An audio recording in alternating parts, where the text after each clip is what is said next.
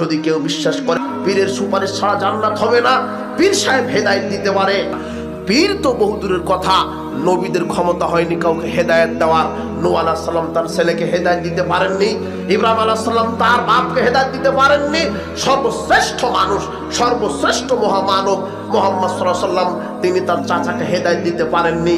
তিনি তার চাচা আবু তালেবের মৃত্যুর সময় বলছে, হে আমার চাচা, একবার বলেন লা ইলাহা ইল্লাল্লাহ, তাহলে আমি সুপারিশ করব যাতে করে আল্লাহ আপনাকে জান্নাত দেয়। তখন আল্লাহ বলছেন সূরা কাসাসের 56 আয়াত নাজিল করে, হে মুহাম্মদ সাল্লাল্লাহু আলাইহি ওয়াসাল্লাম, আপনি আপনার চাচাকে ভালোবাসেন বলে আপনি হেদায়েত দিবেন? হেদায়েতের ক্ষমতা আমি আল্লাহর হাতে। আরে মুহাম্মদ সাল্লাল্লাহু আলাইহি ওয়াসাল্লাম যদি তার চাচাকে, তার উম্মতের কাউকে যদি হেদায়েত দিতে না পারে, তাহলে পৃথিবীর কোন বাপের বেটা আছে পীর আছে?